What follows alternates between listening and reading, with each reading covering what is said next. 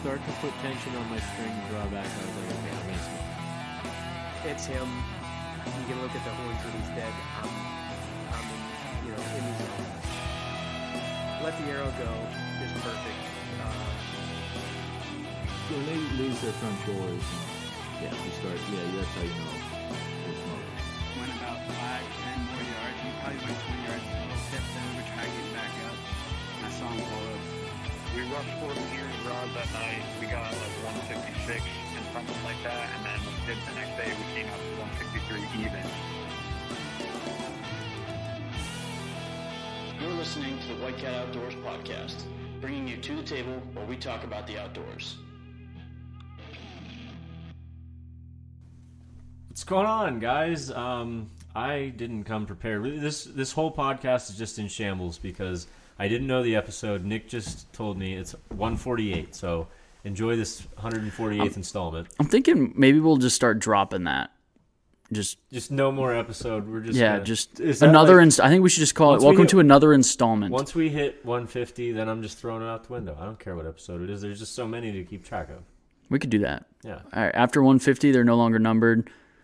You guys just enjoy them all, and it is the Deer Camp series, but we're slacking. Yeah, which we kind of dropped the ball. We have a guy that we need to bring in. Yes. That shot a really nice buck. Yes. Just haven't been able to line up the schedules yet. Yes. So we apologize. You're not getting a deer kill story for the first time in 3 years during season, which I think is a pretty good run. Yeah. I think you guys can be all right with that. Every dog has his day. You know? Yes. And today is our bad dog day. And at that, we're going to shut the podcast down after this episode. It's been great. Yeah. And I think we just decided we're going to talk about baseball tonight. We're all big baseball fans, so big time. You know, I'm a Tribe guy till I die. They're not the Tribe anymore. They are. Till he dies. And you know, they lost a heartbreaker, Game 5 of the division series to the Yankees. You hate to see it. You do. But I tell you what, at the beginning of the year, Statcaster, whoever, ESPN analysis, gave them like a 2% chance. I think it was 7.5%. Don't church it up. Still, 7.5% chance of making the postseason. Yeah. And then to go to Game 5 in the division series against the Bronx Bombers. Not bad. Not bad at all. And they are the youngest team in baseball. What's their average age? Like 24 or something like that? Yeah. It's young. That's like us going out there and playing. They had, I think... Actually, the average, we're older than that average. Yeah, I'm 4 years older than the average. Yeah, they had, I want to say, 12 rookie debuts this year. Yeah, that's insane. So I think good things are coming out of Cleveland in the years to come. So no doubt. And we're not actually going to talk about baseball the whole time. We're going to do a little season update. So we're still going to be on deer hunting. We've all had kind of slow seasons. We talked about my bad luck. I had a miss the other day. Do we want to just kind of do a round table and just do like a season update that way? Yeah. So why don't you're already on yours, so why don't you just get into it? Yeah. So that was up in New York. I had that heartbreaker. Opening day. Yeah. Our opening. Yeah, it was actually the second day, but it was our first day hunting up there. And it was a freaking cake shot. It was easy, 25 yards. He was broadside right there, looking the other way. Money shot. And I just dropped my arm to watch that arrow go right in behind the crease, and I dropped a little too soon, and it was dumb. It was a real dumb decision on my part. And you live and you learn. That's my first miss with a bow. So don't expect it again. It's a heartbreaker. Don't expect it again. And other than that, I've had a really slow season in PA. I've been doing a lot of ground hunting. I've only been in a stand one time in PA. What are you sitting on? Nothing. Just standing? Yep. Or I'll sit on a log, whatever's right there.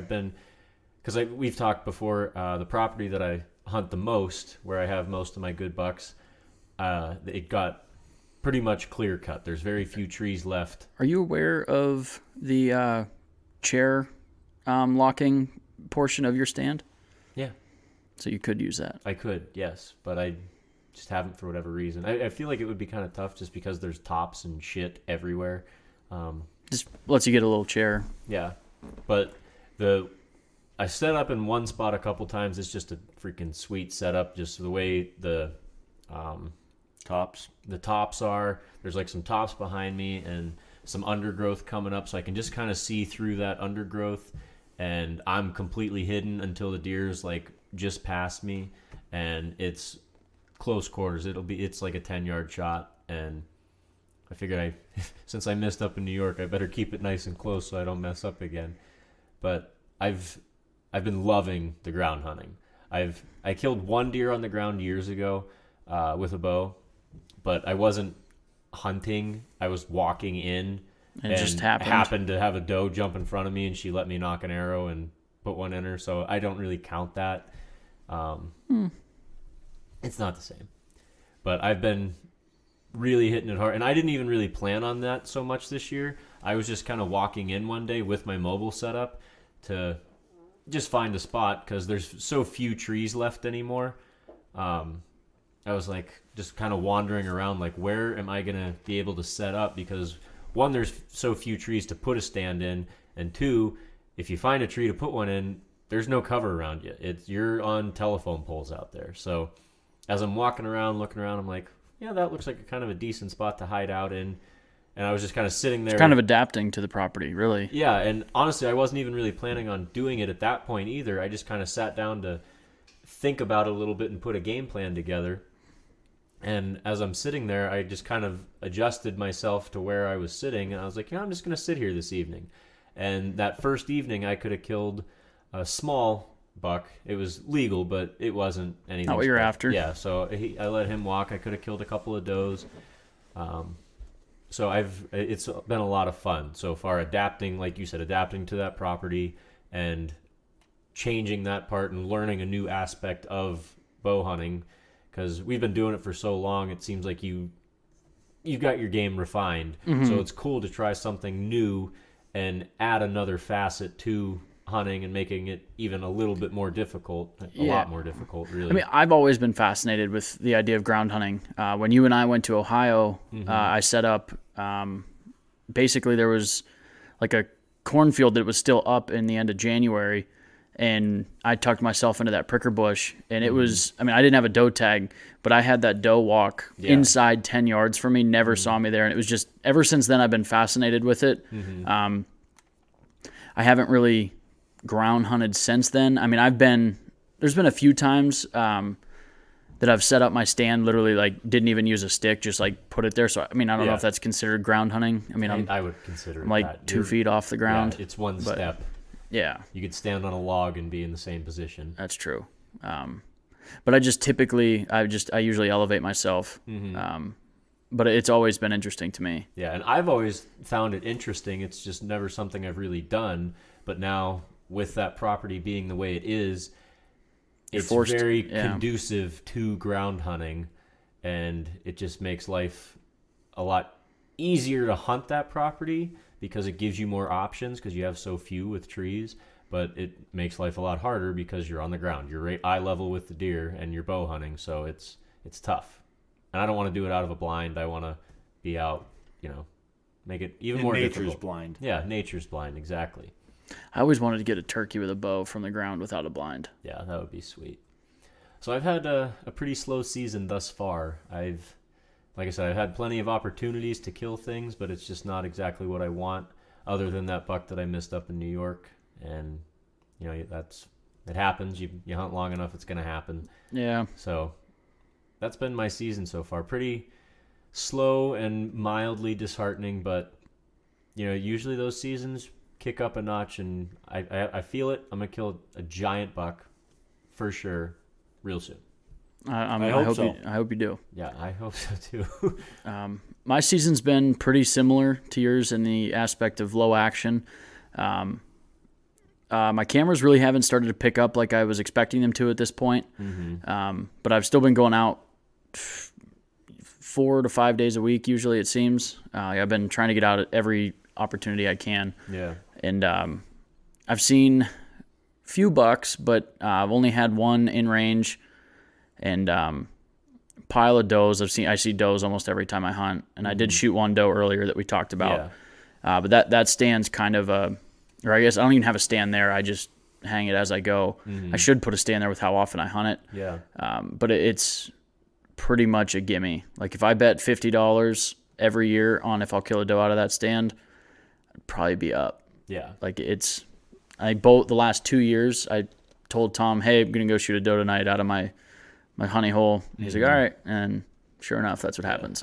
We have a stand similar to that on a different piece of property that my dad and I lease, and it's the same way. It's if you want to go kill a doe, go sit there, and I would say 7 times out of 10 you're gonna kill something. And same thing, 2 years in a row, I texted my dad. I said, get ready to drag something out tonight because I'm gonna go to that spot. And we call it the meat stand. It's if you want to put meat in the freezer, That's a good name. That's where you're going because it's a sure thing. That's awesome. What's so funny? Nothing.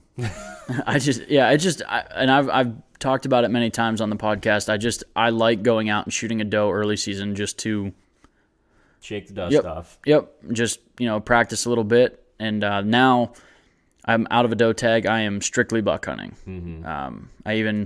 Tonight, I don't know, depending on where you're living, when we recorded, tonight was terrible Shitty weather. It was bad. So basically, I was hoping because we've had snow the past 2 evenings, including tonight. Yeah, and as soon as it gets to like light hours, it turns to rain and it's just shitty and nasty and just hasn't been good. But I think with that stopping, it's supposed to warm up a little bit, and we're about to have the new moon coming, so I think it's going to get real hot. Yeah, so I remember, so us three were texting today, trying to figure out, we're podcasting tonight, what time we podcasting, and I'm looking out my window at work, and it's just snowing, and I'm like, it's like that wet, heavy snow. I'm like, man, that looks like not weather I want to sit in for a couple hours. But then, like, I had this bug in my ear telling me you should probably go tonight. Yeah, and I tried fighting that. Well, and when you get those fronts that move in, a lot of times, even though it's shitty weather, it kicks up deer movement. Oh, yeah. And so I talked myself into going, and I sat the entire time I was in the woods. It was that really heavy snow. I got soaked. I was freezing. And then right at the last half hour, it turned to rain. And then by the time I got back to my truck, it was done raining. So that was pretty cool. Yeah. Figures. Yeah. But I saw 3 doe, and I was only on stand for 2 hours, if that's. It wasn't too. I don't feel like it was a wasted hunt. What time did they come out? Like 5:45, 6 o'clock. Oh, right after you got on. Yeah, stand. pretty much. Yeah, I was on stand for maybe 10, 15 minutes. I love that. I got excited. I was like, all right, it's gonna be a good night. I made the right choice. One came out, and she's looking behind her, and then boom, another one comes out, and she's looking behind her, and boom, another one comes out. All 3 of them are looking back. I'm like, all right, what's coming? And they kept the entire time they worked through the food plot, they kept looking back, and I'm like, man, there's got to be something. Here he comes. It's got to be coming. And then they meandered off, and nothing ever came out after that. Mm-hmm. But I do want to say real quick, our turnips are ungodly big. Yeah. They're huge. You hunt that stand, it stinks. It smells like cabbage. Yeah, it does. But I was walking in, and there's one specifically as you're walking in. I'm not kidding you. This turnip is like a pumpkin. Yeah, it's ridiculous. That's wild. Yeah. I almost wanted to pick it. I want to eat it. But you should. Should have brought it here. We could have shared it. Yeah. But I love a good turnip.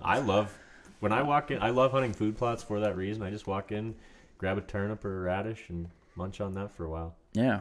But I've seen, so I guess I've seen 3 bucks or 3 racked bucks. Like I've seen spikes. I've seen a bunch of spikes and stuff, but I've seen same. three bucks that have like a cage. Have some shape. One of them was in PA and 2 were in New York.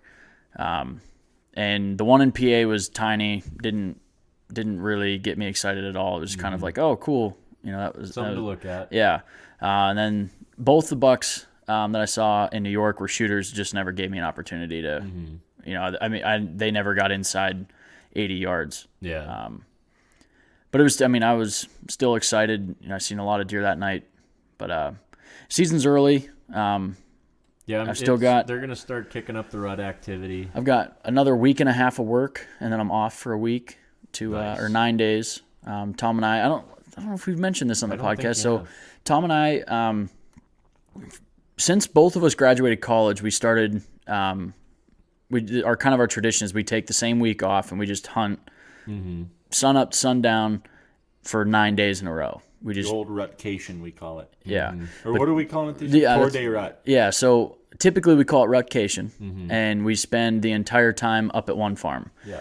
But in the past 2 years, Tom and I have noticed that our cameras are really lively at all 3 places we hunt that week. Yeah. And so we're kind of, this year, we're like Tom said, we're calling it Tour Day Rut. So basically we got 9 days. We're going to do 3, 3, and 3. Okay. And basically we're going to hunt 3 days, hunt 3 days, hunt 3 days. With just some little bit of traveling in between. I mean, at most it's going to be a 2-hour travel because one farm, is home and then 45 minutes away and then 3 hours. So it's really not too big of a deal. But I'm really excited for that. I've never killed a November buck. And with my luck, the first 3 days of our Tour Day Rut are actually October. It's 29th, 30th, 31st. Yeah, I'm going to kill one in the first 3 days of Tour Day Rut, and I still won't get my November buck. But it's tough to complain about that. No, I won't complain about it. My first archery buck was killed on Halloween, so that's always been a sentimental day to me. I think since I've been probably 15, I have not missed a Halloween hunt unless it's on a Sunday. Well, you still probably been in New York. Yeah, I probably was still up in New York. But, my first archery buck, Halloween, and I don't know, everybody seems like Halloween's just the night. Yeah. Everybody, you got to be in the woods. But yeah, so that's pretty much the way my season's been so far. It's been slow, but I think I'm considering it foreplay. There's a lot of build up, and we're going to explode into something big. Yeah, and between the two of you hunting 9 days in a row, you're going to come back with multiple deer, no doubt about it. I hope so. That's the plan. My plan, I wanted to put 3 bucks on the ground this year. I've done 2 a handful of times. I've done 2 a couple times. I did 2 years in a row. That is a hefty glass to drink. Yeah, that is. Well, I screwed my pooch. Let me say, I guess we can roll this right into yours. Yeah, so unlike Nick and Frank, I've had a very eventful buck hunting season. Opening day, I passed up what would be... I meant to ask you that. Sorry to interrupt you, but you talked about a couple weeks ago how you wanted to set up on that one spot. Did you go there? Is that where you saw that buck the first day? You wanted to jump in on the bedding, like get real close? No, he didn't. Yes. Oh, I did see a buck. Yeah, but you didn't see the one you're talking about. No, not the one. So that buck, we haven't had him on camera yet. Last year, there was a buck living right where this stand is, and I never seen him. Nick's had a few encounters with him. 3. And Nick's saying he was a mid-130s to 148. Just a giant. Just a tank. Never had him on a single camera. No, I have one I believe I have one picture of him growing, because I got a picture of a buck in early June, already out past his ears, with the start of tines to make an 8. But that's the only picture I've gotten of him. Yeah, so I did not see that buck. Who knows? I don't know if he got shot last year. If he's poached around, out there. Not. Yeah. But opening morning, I hunted that spot where that buck was living last year at this time, and I saw the best buck we had on the farm at this time, and he would be a really nice buck, but he's broken or didn't grow. He's just a big 7. He's probably 17 inches wide, tall, decently heavy, just really a nice buck, but just not quite there. For opening day. I don't think I'd shoot him even at the last day. He's just not quite what we're looking for. Even if he came in like grunting and like just hot and heavy, begging you to I mean, shoot just him. I don't know. See, Game time decision. So I had him at 15 yards, gave him the pass. And then the evening hunt, I went to my go-to early archery season spot, call it Don's Food Plot. And I had the second biggest buck on the farm at that time at 20 yards. And this one, he was a no-doubt shooter if both sides were the same. If his one side grew equal to the other, he'd probably be a 120-inch 8. I mean, he's a nice buck. He would be like 18 inches wide, really tall tines. but he's just got one big side with 4 on it, and then a spike and a brow tine on That's the other. best. Yeah. So he was just out there teasing me. I'm like, yo, he's driving me nuts. You should So- shoot him just on principle. Yeah, but I'm hoping he makes it to next year. I'm hoping everyone else has my mindset of, Yeah, I could never shoot a half rack. Or No. even he's not a half rack. He's got a little bit, but I couldn't do it. yeah, so I'm hoping everyone has that plan. They pass him up, and then next year he grows Both a full sides. side on, He'll be, if he grows a full side, he's going to be an absolute unit next year. yeah, because he's already a big deer. Mm-hmm. And so I passed him up, and I I almost wonder if it could be that one from last year. no, Probably not. I don't think so. This one's not. The one you saw was heavy, and you said he had 9-inch brow tines. Not quite 9, but yeah, they were Very noticeable. I would say over 6 conservatively. Yeah. So this one, he only had probably 3-inch dog killers. Not super heavy, just your Nice buck. standard 18-inch wide 8, just a dandy looking deer. So I passed him up, and I think I saw 4 other bucks that night, and I stopped counting doe at 20. So it was a productive hunt. And then I've hunted that stand a couple more times, seen pile of doe, some smaller bucks. Just nothing really to get excited about. And then I hunted, this was last week, I hunted out at my grandpa's and had 16-inch wide 8-point, just a really nice, I think he was a 2-year-old, come in, had him at like 10 yards and gave him the pass. I mean, he was a good-looking deer, but young. I think he just needs one more year. Yeah. He'll be ready to roll. And then that takes me to this past weekend. Oof. Yeah, oof. So, went to Benazet Friday night and stayed there Friday night, Saturday, and into Sunday morning. Saw a bunch of elk, heard some bugling. It was a great time. Fighting. Cool. I've never We gone had- down there and watched the elk. We had them fighting right in our we had 'em campsite. fight- Yeah, I mean, we had 3 bulls. One of them was, 10 yards from us? Really. If that. Yeah, it was I mean, I insane. got pictures of. I mean, it's stupid, and we weren't trying to get that close. We were chilling by a campfire, and then next just thing you come know, walking he's up. just right there. No, We're you could "Whoa." smell him, and he stunk. He'd been rolling in a wallow. Yeah. Yeah. Yeah. Yeah, because they're rutting right now. So. Yeah. Oh yeah, I mean they were fighting. Like the fighting was happening inside 30 yards from the Yeah. fire. Like it was right They there. give a good push. They're ending up in the fire pit. Yeah. The one went up and was smelling Ken's camper. Really. Yeah, like the spare tire on the back. Yeah, Mm-hmm. had his nose right on it. So, left Benazet Sunday morning and got home about 3:00. And me and Nick are like, we got time to get up to Climber I was just itching. for an evening hunt. Yeah. So we're like, yep, let's do it. So we get up there, and Nick goes to one food plot, I go to the other, and we're probably 150 yards apart. Yeah, 150 to 200, somewhere in there. So I'm on stand, and it's about 6:00, and these 3 doe pop out. I'm like, okay, this is gonna be a good night. Wind's perfect. Do you want to tell our story parallel?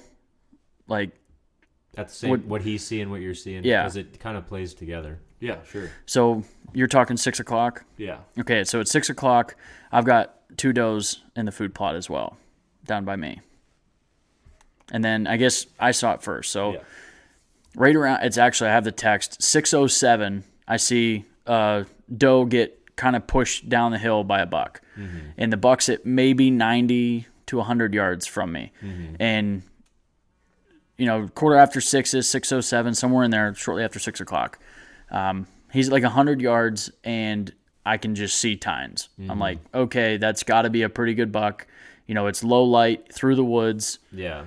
and I can just see a cage, see tines. I'm like, okay, that's a Something good to buck. look at, yeah. So he gets down to the trail, and it's like, I know at this time he's got to be hungry. He's coming for food. He's either going to come to me or he's going to go to Tom. And he gets to the trail, and he's just standing there. I'm like, please, Which way you go? please just come to me. Like, let's just do this. And as luck would have it, he takes a hard left and works his way over to Tom. So I'll let Tom pick the story up from there. So I'm watching these doe out on the food plot, and they're kind of right out in front of me, and I hear a stick snap on right at the trail edge, and turn around, peek my head over, and I see tines. And I saw him, and I'm like, shooter, no doubt. That's the best. Like, as soon as your eyes fall on him, you're like, oh my god, that's the one. Yeah. So, and he's just over there dilly-dallying. And he's putting his head down, eating. He's letting you get excited. Yeah, and there's 3 doe out there, and he wants nothing to do with these doe. He's just doing his thing, eating, and he starts working his way towards me. I'm like, okay, here we go. And as soon as I saw this deer, I had my lane picked out where I was going to shoot him. I had my release clipped onto the string. I'm positioned right at that lane, so as soon as he gets in there, I just got to draw back when he isn't looking, and it's going to be over. One of the beautiful things about the food plot you're in, and I'm sure we've talked about it, but just to give people reference where we're at, when we put this one in, we strategically left 3 bushes through the center of the food plot, so it guarantees opportunities to draw. Yeah, and I think because the tree you're in doesn't have much cover, so you just especially after the logging. Yeah, you used to have decent cover. Now, like Almost you're none. basically facing almost away from the food plot, and you shoot like back towards it. So the tree blocks you, but it gives you 3 opportunities to draw based on those trees. So he starts working right towards my lane, and I'm like, this is going to be perfect. And he gets dead center of my lane. He's 25 yards broadside and puts his head down to eat, and I draw back on him. And Nick has been saying how he's been watching videos where it's not your best interest to shoot a deer with their head down. So, and it's because they're already got a low center of gravity. they can take They off. can take throw off. their head up to launch their shoulders towards the ground. So I was conscious of this, and so he put his head down to feed. I'm like, perfect. Especially when you start getting out that 25, 30 beyond. Like the further out, the more important that this is. So I drew back on him when his head was down and waited for him to pick his head up. And when I'm shooting a deer, what I like to do is I go right up the leg, right on the shoulder, and then I get halfway up the chest and drop back about 6 inches. So That way, center rib cage. Yes, right center of the rib cage. That way, if I'm forward, I still have room to a little bit of room for air, so I don't hit the shoulder blade. If I'm back, I can still catch the liver. If I'm high or low, I'm still going to be good. So I draw back on him, and I go right up that crease behind his front shoulder.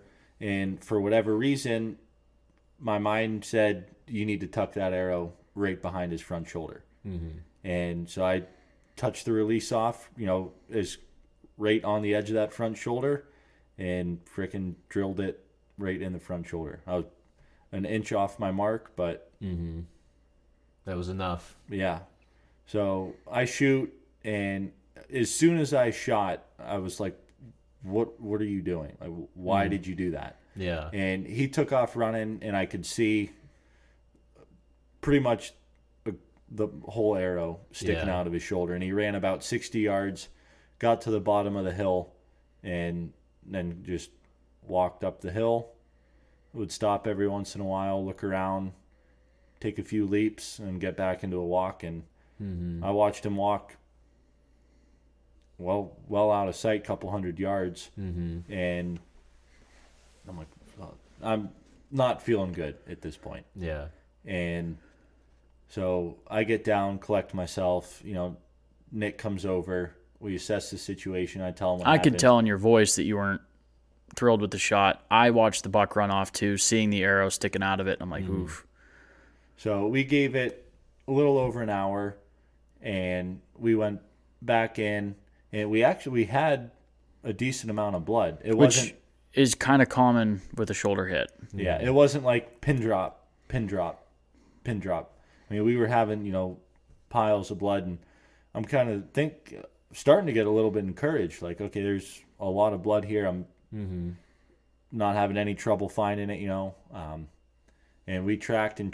We went over 300 yards, and arrow was in him the whole time. Never found the arrow.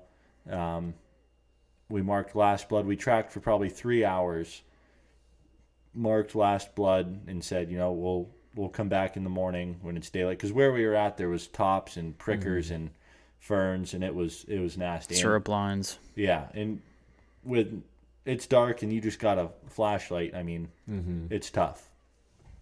So we back out. I didn't want to push them. I didn't know if I had enough penetration to. I know I didn't get both lungs.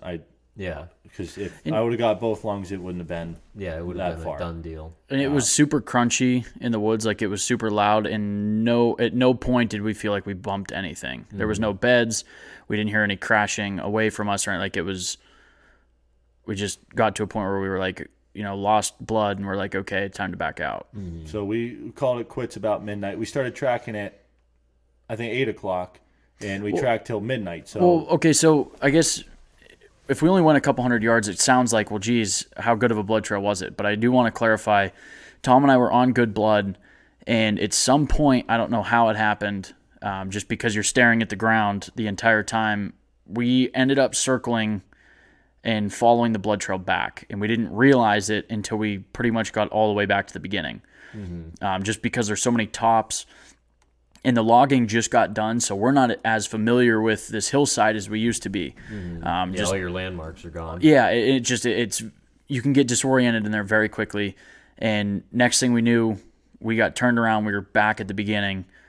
So then we started over, and that's why we were in there for 4 hours. Is because You basically just got twisted around. yeah, we did it twice. But yeah, the second time we got further than we did the first time. I don't know exactly where we got spun around or how we got spun around, but we made it to a point that we didn't make it to the previous trek. So that's where we kind of backed out, went in the next day, and there was still some blood left, but leaves are falling a lot right now. So new leaves falling covers things up. We did get a little bit of rain. So we never picked up new blood again, but we had 4 guys, and we grid searched that whole hillside for 400 more we each yards walked over we each walked over 2 miles. Yeah, from where last blood was. So I think if that deer was dead laying on the hillside, we would have found him. And I've many times, one lung hit deer can and will survive. It just I'm honestly at this point hoping that I got into the shoulder blade and not. Well, in those rages that they expand 2.5 inches. That's tough to get through a shoulder blade. A regular broadhead's tough to get through a shoulder blade and get all your penetration, but when you open up 2.5 inches. Yeah. We've always said on the podcast, Tom and I both really like rage, but both of us have admitted that on marginal shots, that's where their weakness is. Yeah. Which that's why I always try to go center of the rib cage, but because a rib bone is not going to affect your rage. No. I blew through 4 rib bones on my doe, and it blew right through. I'm sure I'll ask myself why I did that for a long time. Every deer I've ever shot with a bow, center of the ribs, and for whatever reason, I got to change it up. Tucked it right behind the front shoulder and touched the release. And I mean, I know a lot of people go for that shot, but your margin of error is shrunken smaller, way down. And I don't. That's why I always go for middle of the lungs instead of that top of the heart double lung. Yeah. So again, like with my miss, that's one of those things. You hunt long enough, it's gonna happen. It's inevitable. It sucks. It doesn't make it sting any less. But yeah, it's gonna hurt when it happens. But I can guarantee you from here on out, I'm going to be going center of the rib cage. Yeah, no more tucking up close to the shoulder. And I aim the same way you do. I don't. I've done it every time. I don't see any reason to tuck it. I don't see a reason either, and I don't know why I decided to touch the release when I was where I was at. I mean, because I know a lot of people that you got to shoot for the heart, and for me personally, I don't think a lung shot is any less lethal than a heart shot. No. And why would I aim at a baseball when I can aim at a basketball? Yeah, exactly. That's kind of the way I look at it. Yeah. And I will argue that point forever. Yep. I don't see any reason not to. Yeah, well, that really solidified that for me. Yeah, definitely. So it sucks when it happens, but And even at 25 yards, you could have hit right where you were aiming, but with a little bit of a moves an shoulder inch. drop, that's all it takes. And that's why typically you don't aim there. It sucks when it happens, but Yeah, I think because the shoulder blade, it's kind of there to protect that heart and lungs area. So where I was aiming is stupid on my part, but it's only an inch or two below the shoulder blade. But I think it's important to talk about these things on the podcast too, because they do happen. yeah, a lot of people shy away from stuff that it's not the picture perfect hunting scenario, but guess what? It happens to people all the time. Yeah. It takes a lot to admit it on both your guys' end, and I've not since the podcast has happened, but I've had misses. I've wounded a deer before. I actually on the same property Tom did this.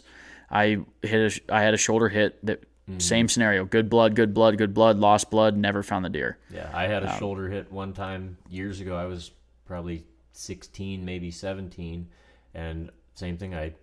It starts off promising. You got cherry red, Well, and bubbly blood. I knew when it happened. I knew that I hit the shoulder blade, and it was the same thing. Like as soon But as the I blood, let the arrow go, it's like, damn it! Like that's not what I wanted, and it happens. It happens to the best of us. It happens.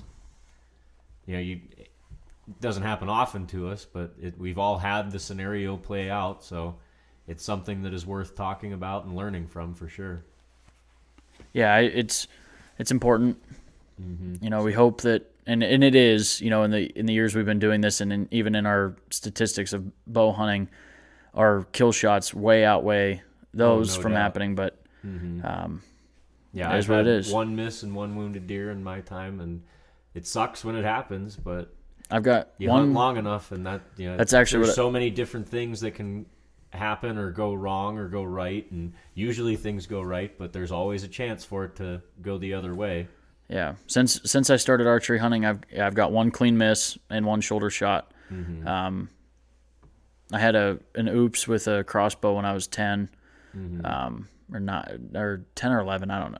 I was young, but with a compound, it happens. It sucks, and I have a broadhead stuck in a tree by my favorite stand from my miss that is a constant Haunt you reminder all the time. Oh yeah, and every time I hunt that stand, I walk Stare by at and it. I look at that broadhead and Never again. yeah, don't do that. And that was off of just a misjudge of yardage.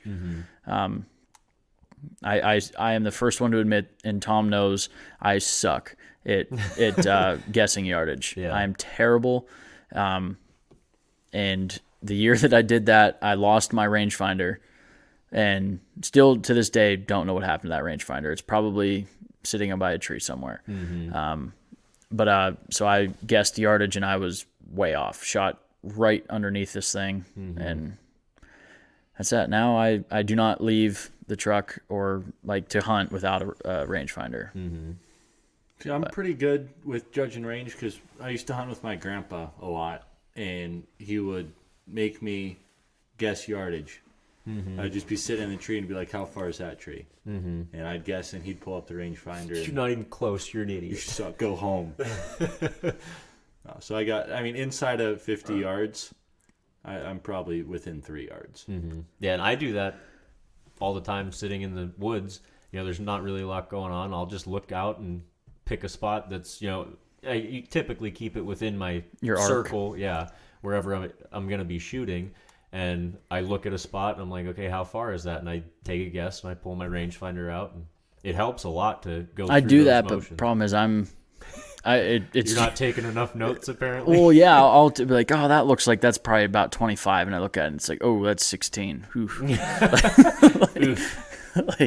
So I tell you what, my Uncle John, on his farm, one of my favorite things he did. So he had like 3 tree stands. He like built, those were the only places he hunted.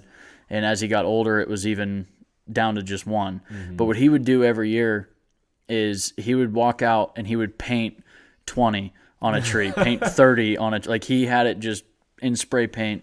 This funny. tree is 30 yards. This tree is 20 yards. Like, and it was really nice, especially as a young hunter growing up, to see those things. Like, I just growing up at 10, 11, 12 years old, sitting with my uncle or my dad or my grandpa, seeing just the number out there, it was actually a really helpful tool. But yeah. Well, that's our season so far. Yeah, so it's gonna pick up for sure. We'll get that other guy on here that we were talking about that killed a nice buck. We'll be back. That's a cool story how that all played out too. Yeah, I didn't know the story. Was I talking to you? Yeah, or I Tom? told you. Yeah, and I was like, oh, I had no clue. So it'll be a cool story to have. Hopefully next week we'll get him on here, and we got an Alaska recap to do here soon, and hopefully some monster bucks. there will be monster bucks coming down the pipe for sure. I know one of the guys that's been on the podcast a few times, our buddy Keith. He's on a couple really nice deer. Our buddy Luke, I haven't talked to him yet, but he's always actually. Speaking of, Luke just killed a Sika. Did he? Yeah, Nice. cow. He killed. He killed one. What? 3 or 4 years? 2 years ago. 2 years. But yeah, he just yesterday I think killed a Sika cow. That's sweet. I've always wanted to get into that. It's just Yeah, totally something different. Miniature elk, Yeah. very miniature elk. Very miniature. They're like a coyote-sized elk. Yeah. It's just it'd be a fun little hunt. Yeah. The only problem is it's like in October and it's like I don't wanna whitetail, miss out on Sika. whitetail, yeah. I would do it for a full-size elk, but Yeah. yeah. But I guess on that note, I hope you guys' season is going better than ours. And we need to be getting outside. Yeah. So good luck to the rest of your guys' season. Stay tuned. We got more episodes coming down the bank, or coming down the hole, I guess, whatever you want to call it. It's coming down the pipe. On that note, just make sure you guys are just still getting outside.